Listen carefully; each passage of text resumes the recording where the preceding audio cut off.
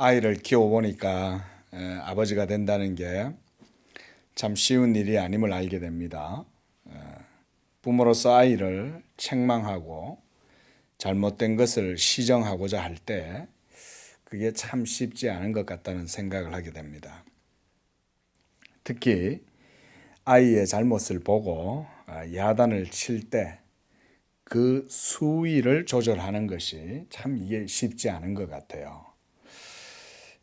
부모도 사람이고 감정을 가지고 있다 보니까 이 아이의 잘못하고 이런 모습들을 볼 때 참 어떨 때는 이 감정이 앞서거나 그러다 보니까 이 화를 내고 그래서 도리어 이 훈계를 하려다가 아이의 마음을 상하게 하는 경우도 아마 부모님이라면 다들 경험이 있을 거라고 생각이 됩니다.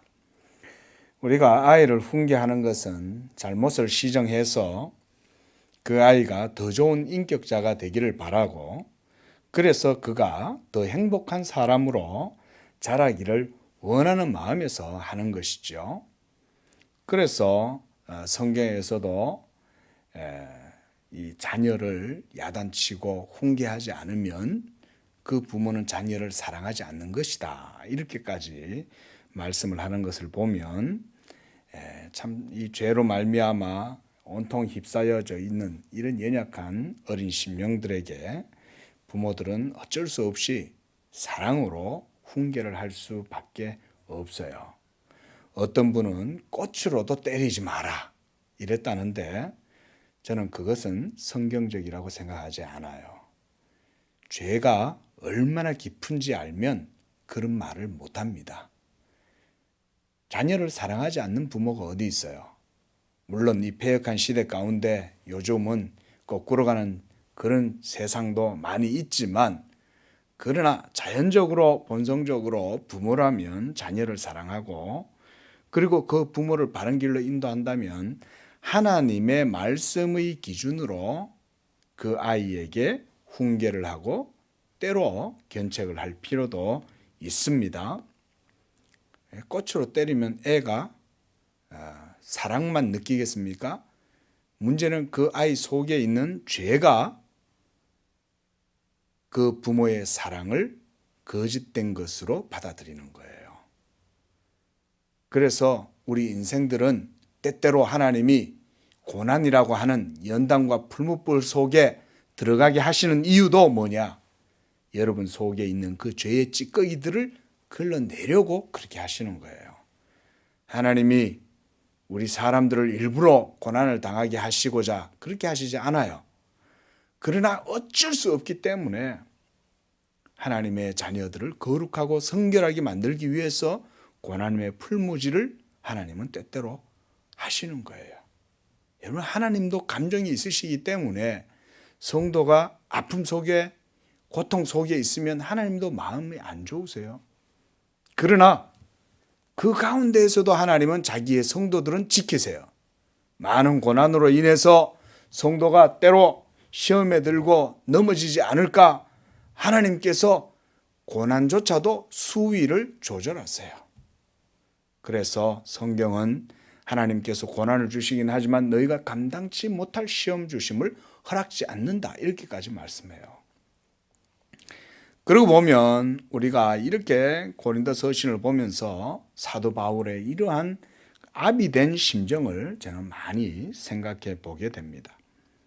사도는 고린도 교회를 아비가 자식을 돌보는 것 같은 그런 애정으로 대하려 했지만 그들 속에 너무나 많은 허물과 연약함으로 이 고린도 교회에 책망과 질책의 서신을 보내기도 했던 것입니다. 우리가 보았던 고린도전서를 보면 거기에서는 사도 바울이 아주 강력하게 호통을 치고 강한 어조로 얘기하는 것을 볼 수가 있어요. 고린도전서 5장 13절에 보면 교회 내에서 음행을 저지른 사람에 대해서 심지어 사도 바울은 그를 왜 가만 놔두냐? 그 공동체에서 쫓아내라! 이렇게까지 말하는 거예요. 여러분 교회에서 내어 쫓기는 것은 쉽게 말하면 사탄에게 내어주는 것과 같은 거예요. 여러분 아이를 집 바깥으로 내보내면 어떻게 되는 거예요?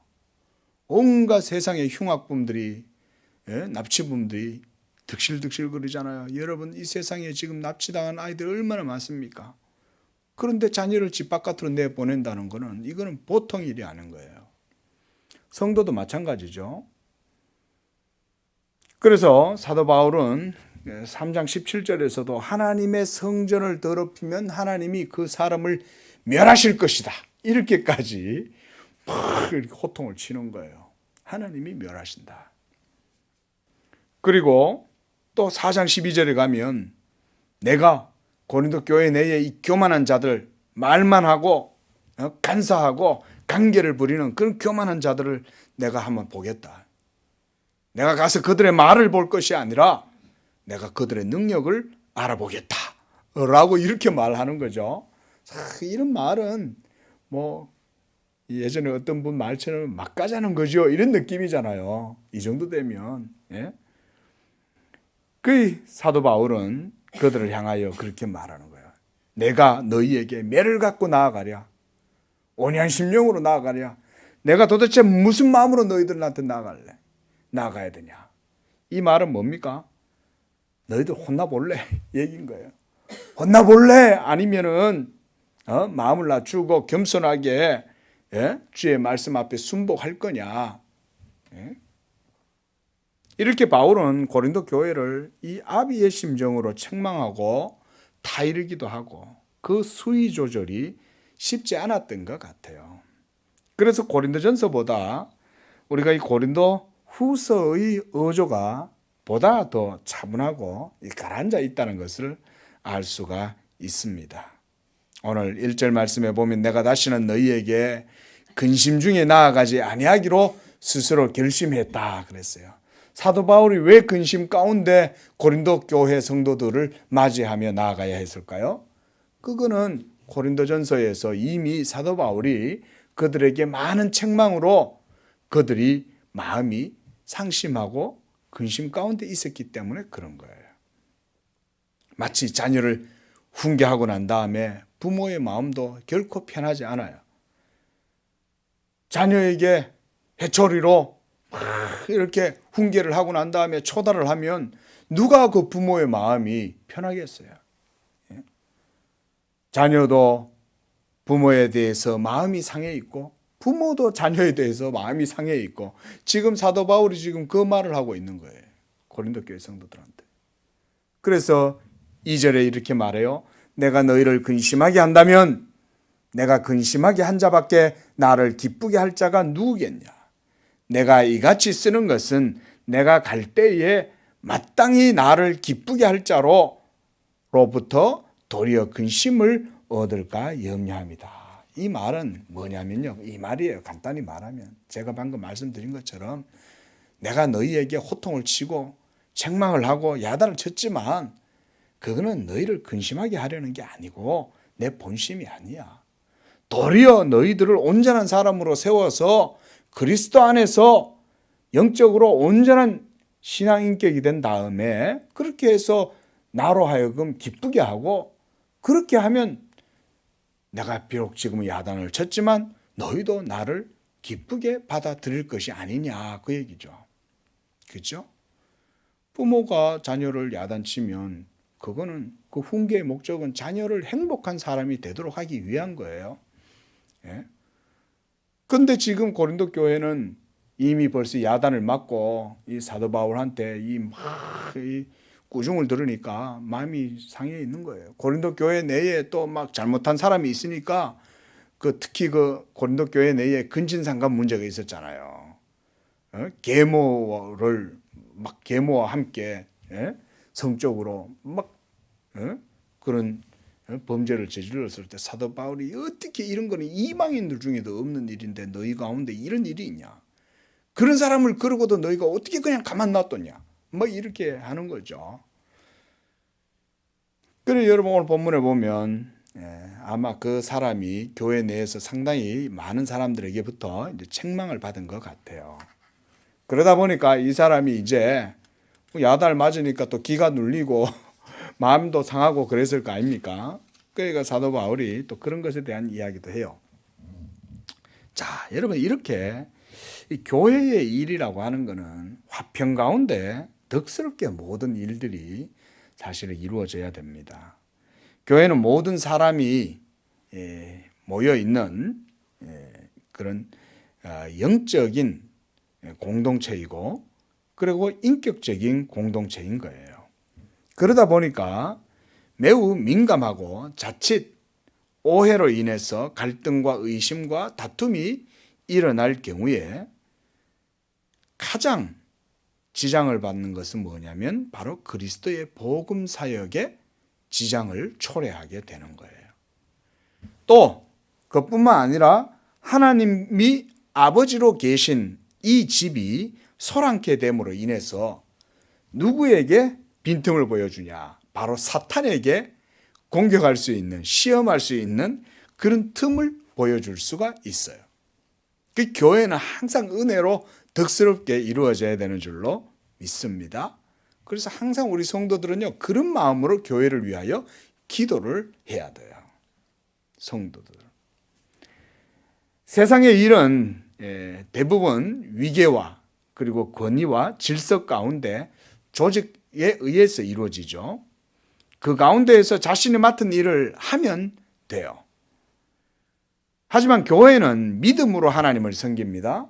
그리고 그리스도를 머리로 삼아서 모든 지체들이 그리스도 안에서 한 몸의 역할을 감당해야 하니까 이 세상의 조직 체계라든가 어떤 사회 구성원의 역할보다는 더 큰 자유와 적극성이 요청되는 게 이 교회의 일이에요. 그렇죠? 그러니까 여러분 이 교회 나오기가 쉽지 않은 거예요. 교회는 의무가 필요가 없잖아요. 여기는 무슨 복장이 필요가 없잖아요. 그저 내가 하나님을 찾아서 그분 앞에 겸손하게 나오게 되면 되는데 여기 와서 누가 자기를 낮추고 누가 자기를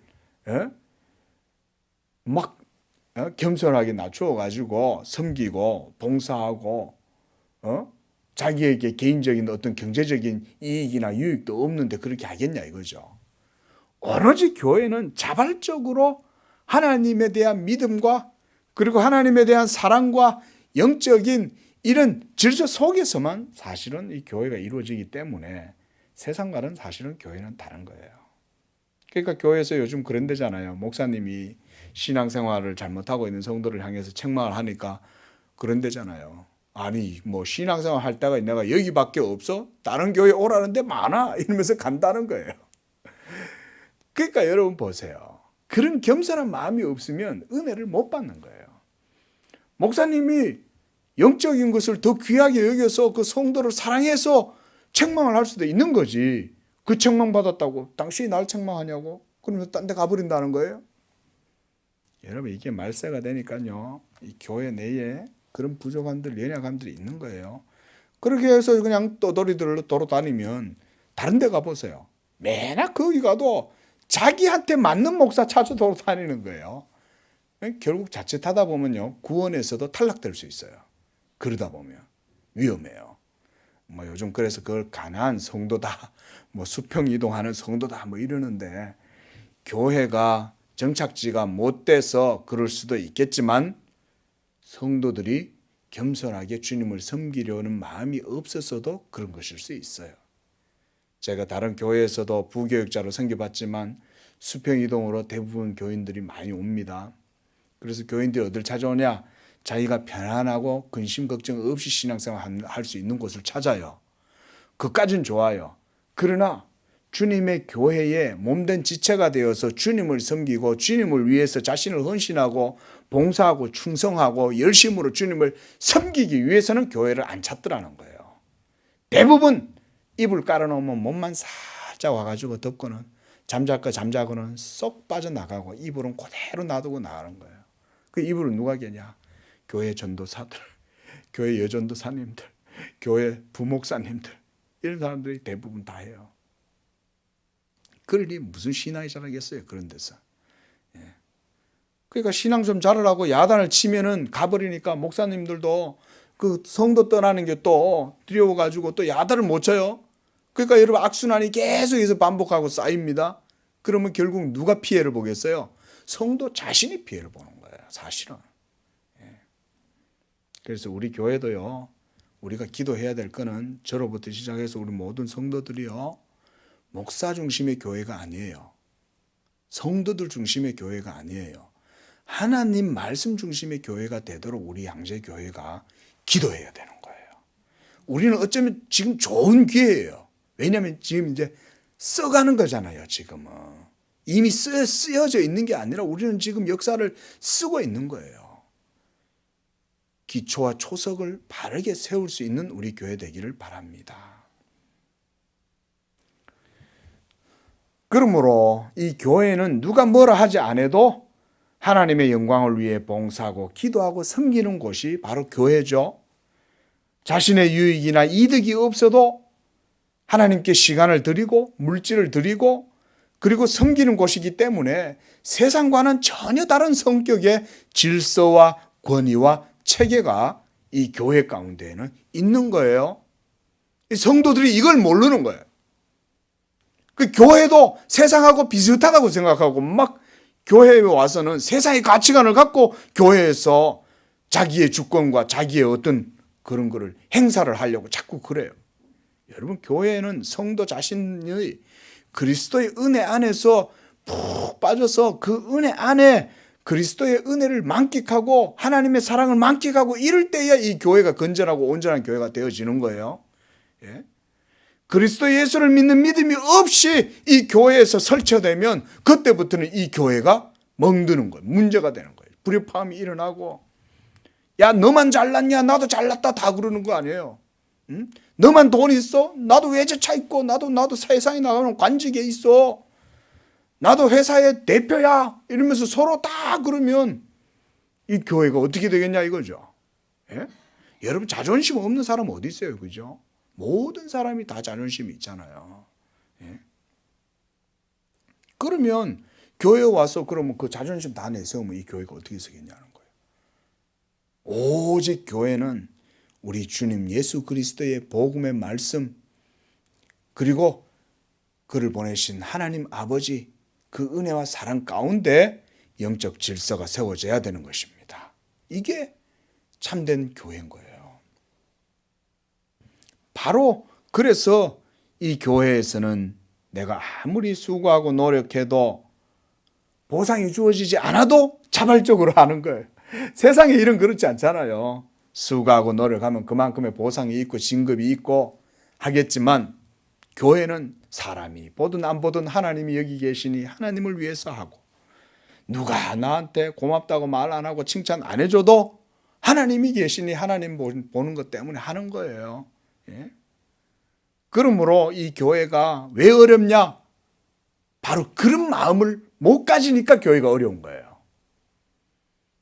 그러나 어떤 공로나 수고, 노력, 인간적인 그런 것을 내세우는 것이 아니고 오로지 자신을 모두 다 내려놓는 사람, 자신을 더 겸손하게 내려놓고 말미에 앉을 수 있는 그런 겸손한 사람들이, 그래서 이 교회는 높임을 받는 거예요.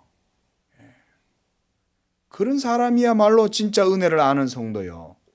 그런 사람이 진정 자신의 연약함과 부족함을 인정할 줄 아는 사람, 그리고 그런 사람이 하나님을 영화롭게 할 수 있는 사람이에요. 이게 교회인 거예요. 여러분, 교회에서 우리가 어떻게 하나님께 영광을 돌리겠어요?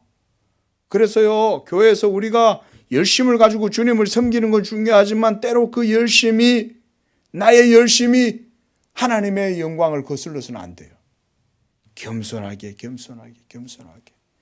주 예수 그리스도께서 내게 베풀어 주신 그 구속의 은총으로 억만 죄악 가운데, 저주 가운데 영원한 멸망으로 심판받아 마땅한 나를 그리스도의 그 은혜 안에서 구속하신 그 하나님의 은혜와 사랑을 생각하면, 내가 여기서 분골쇄신하며 주님을 섬기고 이렇게 주님을 위하여 내 모든 것들을 드리고 마음을 다해서 주님을 섬긴다 한들, 그것으로 인해서 내가 주님 앞에 내 자신을 내세우지 않는가.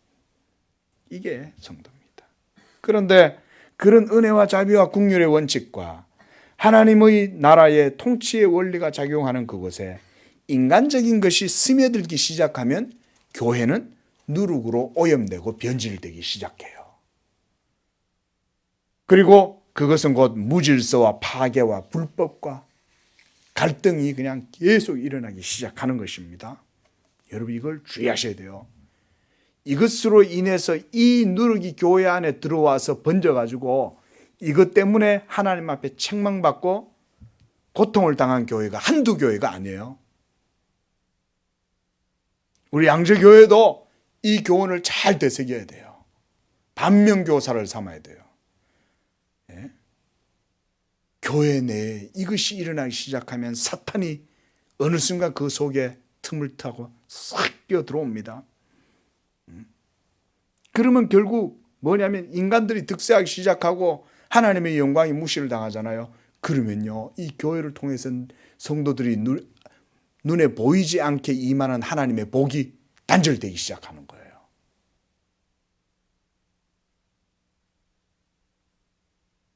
말하자면 이런 게 저주예요, 여러분. 예? 교회 내에서 이런 게 시작될 때부터 보이지 않으시는 하나님의 은혜의 이슬이 어느 순간 싹 차가운 바람이 불면서 사라져버려요. 그러면 그때부터 너들끼리 한번 해봐라 하나님이 냅두는 거예요. 예? 그러면 그때부터 인간들은 자기의 모든 열심과 자기를 내세우고 자기의 힘과 의지와 노력으로 자기의 판단과 이성으로 모든 일들을 하려고 아등바등 그러고 교회 생활을 해요. 그럼 어떻게 되는지 아세요? 구둑살이 발에서 베기면 어떻게 됩니까? 발이 갈라 터지고 나중에 피가 나죠. 그렇게 되는 거예요. 여러분, 교회 내에 오직 하나님의 진리의 말씀, 삼일체 하나님만이 이곳의 주인인 줄로 믿으시기 바랍니다. 그렇게 여러분 되면 하나님의 일이 이루어지는 겁니다. 오늘 그래서 사도 바울도 2장 11절에 보면 사도가 사단에게 너희가 속지 않기 위해서 이러한 은혜의 원리 아래 순복하라고 그래서 사도가 말하고 있는 거예요. 만약 그렇지 않으면 인간적인 냄새와 누룩이, 이 세속적인 누룩이 이 교회 속에 슬며시 스며들어가지고 성도들의 마음 속에 잠식하게 되면 사탄이 관계를 부려서 교회를 막갈기 찢어놓는다는 거예요. 어쩌면요, 우리 양재교회가 지금 최고 행복할 때가 지금일 수도 있어요. 개척교회 하고 있고 연약하고 부족해서 우리가 할 수 있는 게 기도밖에 없고 우리가 할 수 있는 게 하나님의 은혜를 의지할 수 있는 것밖에 없고 하나님의 말씀 이외에 우리가 아무것도 지금 소망이 없고 바랄 게 없다. 지금 말하는 이 시간이 어쩌면 우리 양재교회의 가장 행복한 시간일 수도 있어요. 그런데 갑자기 사람들이 오고 막 어떤 인간적으로 외적으로 부피가 커져가지고 그랬다 한번 쳐봐요. 그러면요, 이곳에 누룩들이 많이 들어올 거 아니에요. 이런 누룩 저런 누룩 갖가지 종류의 누룩이 들어와가지고 뒤섞여가지고 냄새가 나기 시작하면 그때부터 그걸 어떻게 감당하겠냐 이거예요. 교회가. 생각을 해보세요. 그때 그렇게 수많은 바이러스들이 교회 내에 침투하고 들어와도 이 양재교회가 견딜 수 있는 힘을 가지려면 지금부터 내공을 잘 쌓아야 된다. 지금부터 하나님 중심의 교회로 벽돌을 튼튼하게 기초석을 쌓아야 그때 돼도 흔들리지 않는다. 여러분, 하나님께서 우리 양재교회를 이끌어 가시는 줄로 믿습니다. 우리가 그런 믿음으로 여러분 이 교회를 섬겨야 돼요. 그런 믿음으로 우리에게 하나님께서 지금 기도의 사명을 주신 거예요. 그러므로 진실한 하나님의 사람들은 이 교회가 하나님의 교회이고 이곳의 주인이 하나님이시고 여기에 그리스도의 복음이 선포되고 또한 그것을 듣고 믿어 구원을 얻는 일이 있기 때문에 이 교회를 그래서 진정으로 아끼고 사랑하고 애정으로 세워가려고 하는 거예요.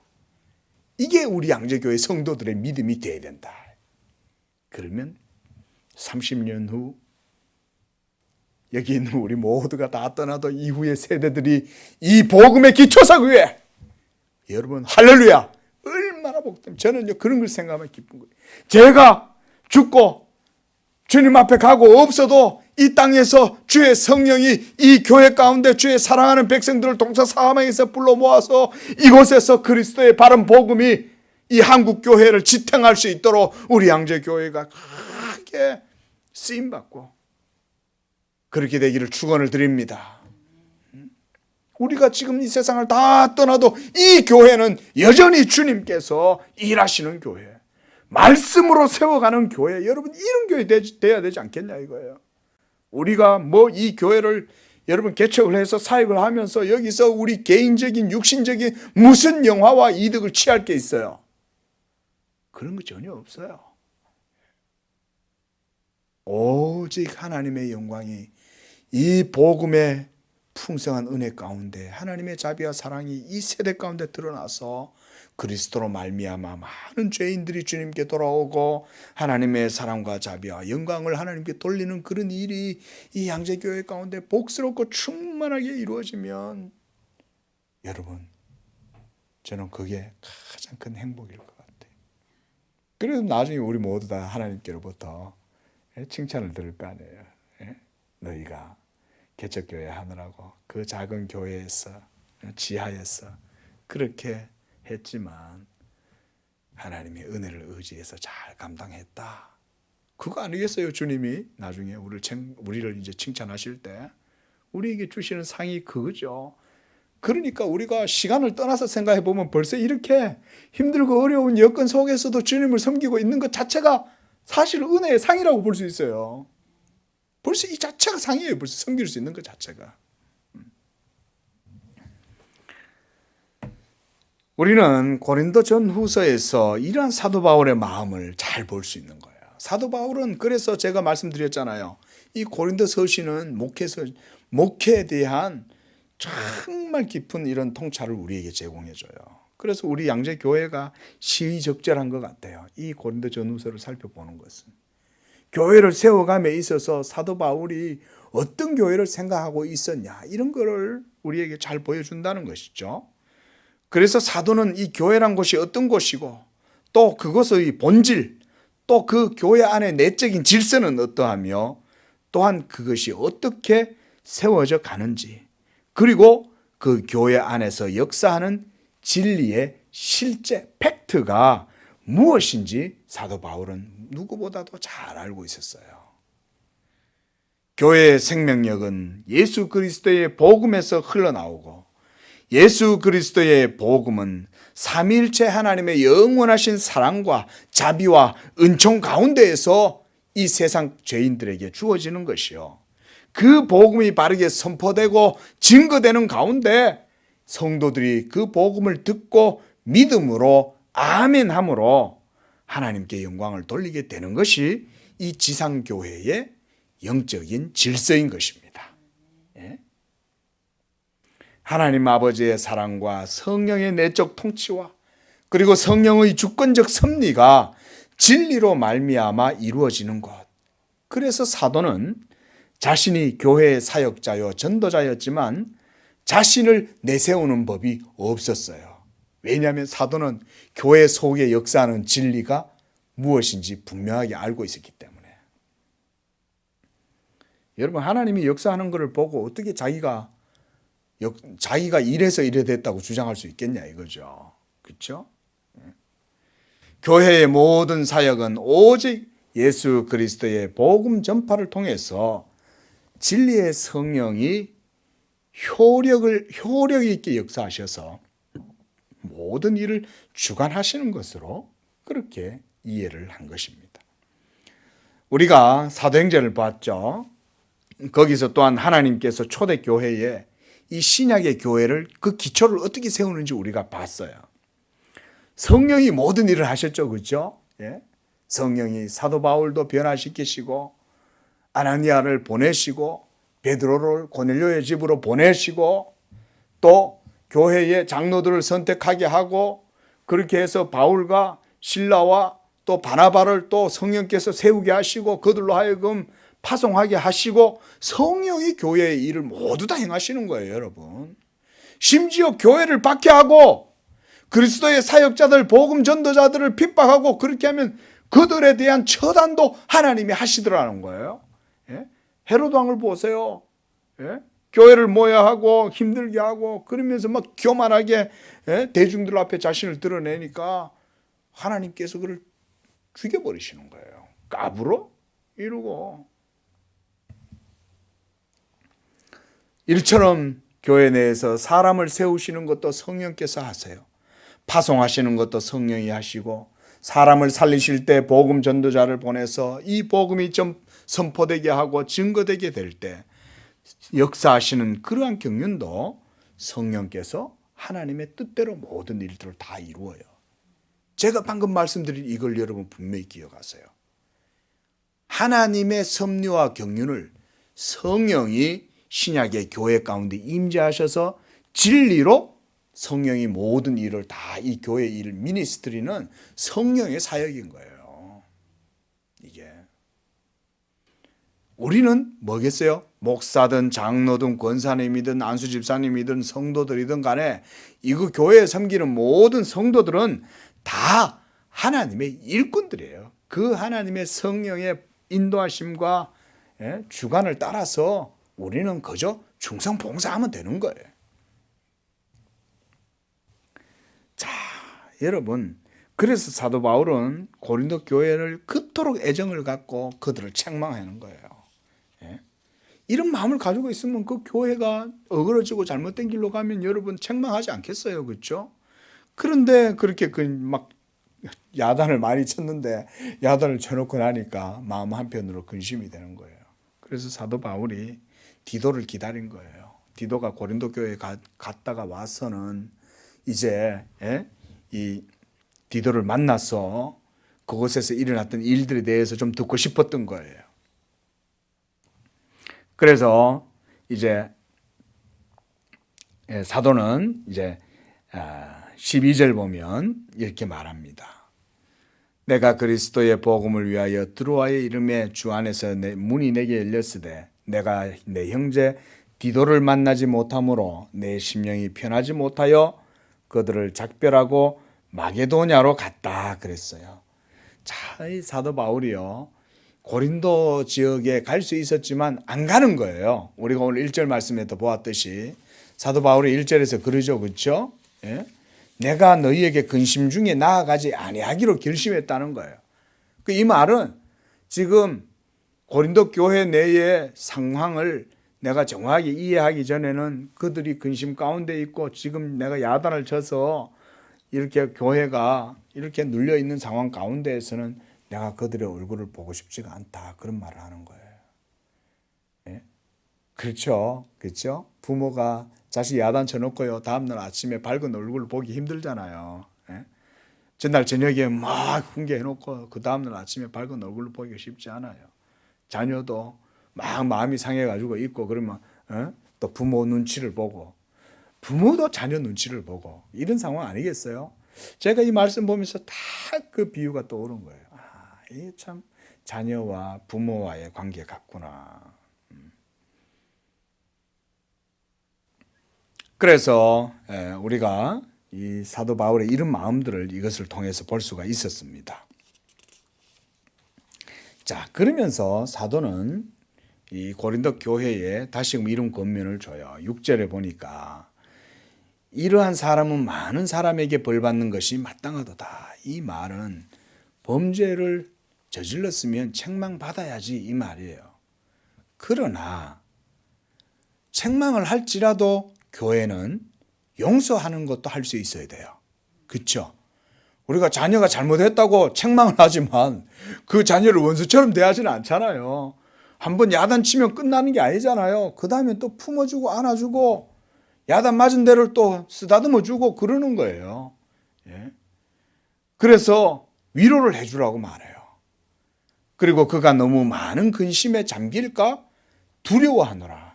이게 야단을 쳐놓고도 이 자녀가 마음이 상할까 봐 부모는요 또 마음이 두려워요. 좀 내가 잘못 너무 혼 많이 냈나? 이런 생각하죠. 부모들이. 8절에 그러므로 너희를 권하노니 사랑을 그들에게 나타내라. 참 여러분 이렇게 사랑을 그들에게 나타내라. 이 말씀이 그래서 이 참 아버지의 마음이 아니겠냐. 그 교회 내에 잘못하는 범죄해서 책망받고 징계를 받는 그런 지체가 있으면요, 교회가 이 권징을 사용하잖아요. 우리가 여러분, 우리가 그래서 교회 내에 권징이 있습니다. 권징이 있는데 그 권징의 목적은 그 사람을 죄에서부터 돌이켜서 시정해서 그리스도께 돌이키게 하려고 권징을 하는 거지, 그 사람을 교회에서 내쫓으려고 하는 게 아니죠. 그러니까 교회에서 권징을 시행할 때는요, 아주 신중하게 해야 돼요. 누군가를 책망할 때는. 그래서 이 성경은 그런 것까지도 알려줘요. 만약 잘못한 사람이 있으면 처음에는 혼자 가서 얘기해라, 이래 말이에요. 다른 사람한테 알리지 말고. 그 다음에도 말을 안 듣거든 두세 증인을 데리고 가서 또 말해라. 그 다음에도 말을 안 들으면 그때는 교회가 말해라, 이래 말해요. 왜냐하면 교회 공동체로 이제는 말을 하라는 거예요. 공적으로. 그랬을 때 말을 안 들으면 그는 이제 교회에서 출교가 되는 거예요. 왜냐하면 계속 놔두면 이 한 사람 때문에 전체 교회에 누룩이 번져가지고 다 오염이 되는 거예요, 교회가.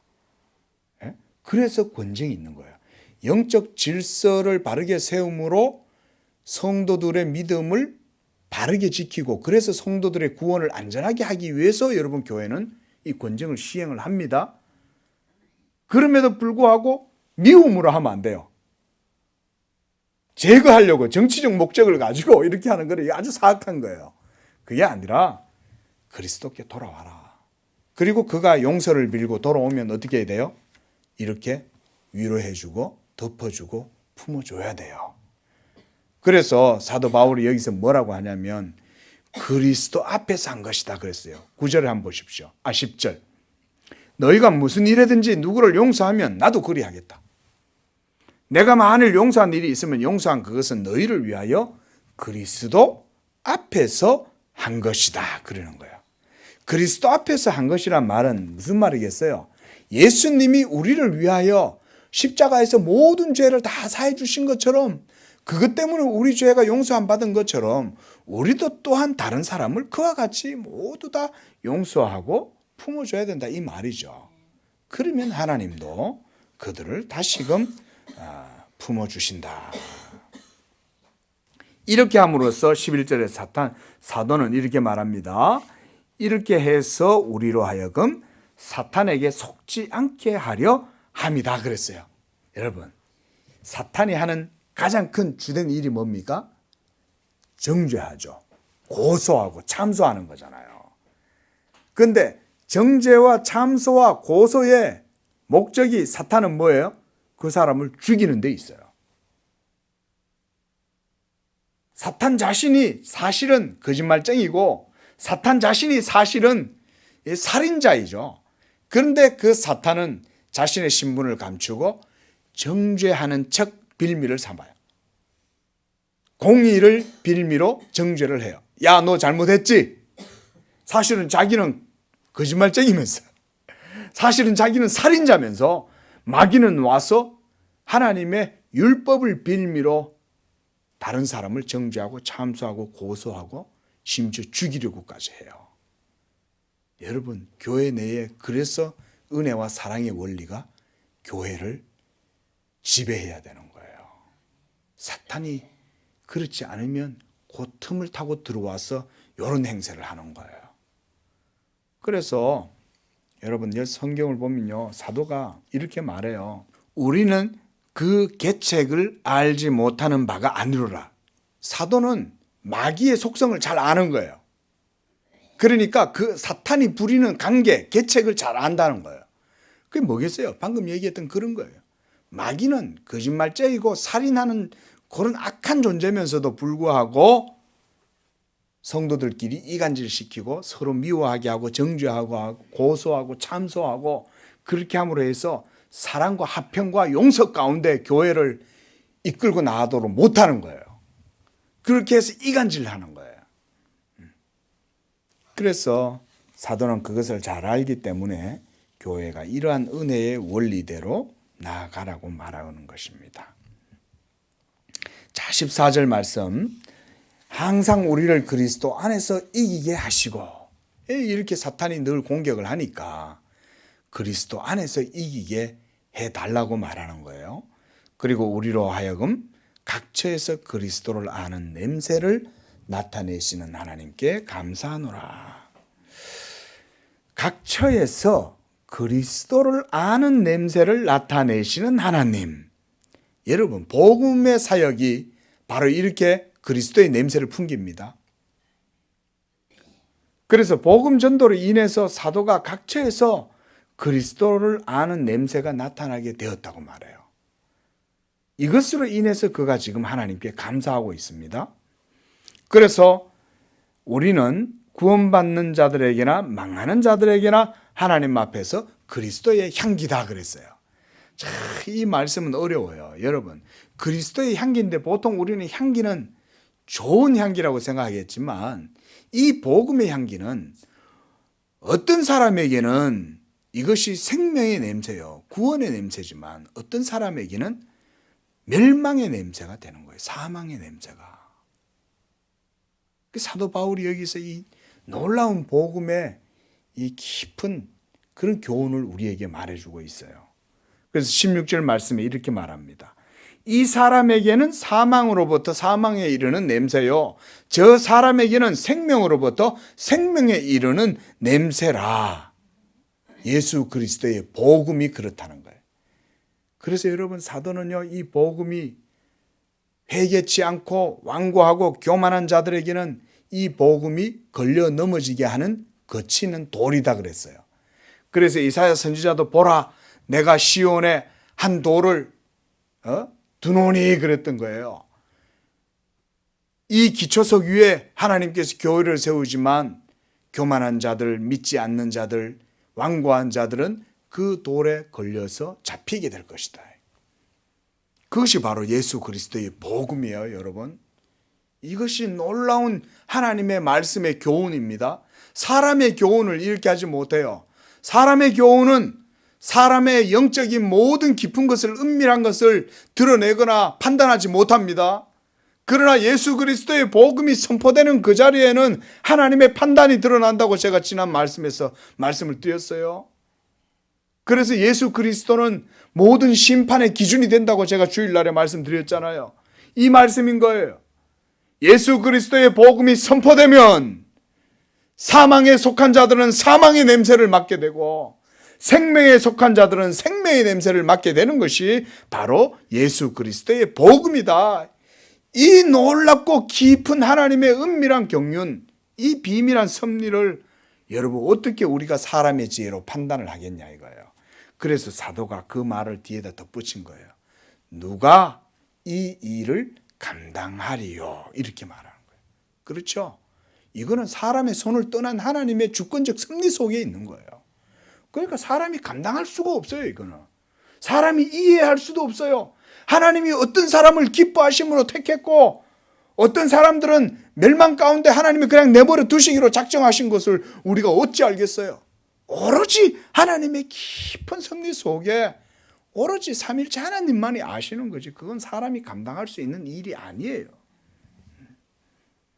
그러므로 사도 바울은 이렇게 하나님의 권위와 복음의 이 영광과 복음의 이 권위를 가지고 이 고린도 후서 2장의 내용을 결론을 짓고 있는 거예요.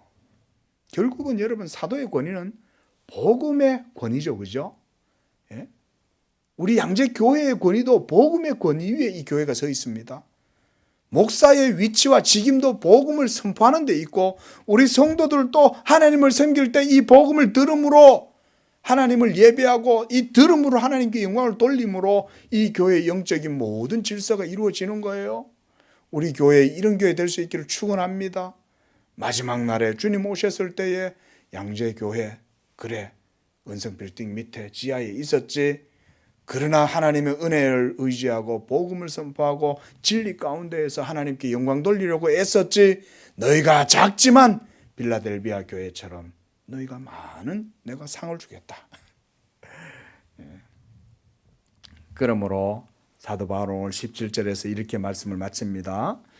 수많은 사람들처럼 하나님의 말씀을 혼잡하게 하지 아니하고 순전함으로 하나님께 받은 것 같이 하나님 앞에서 그리스도 안에서 말하노라.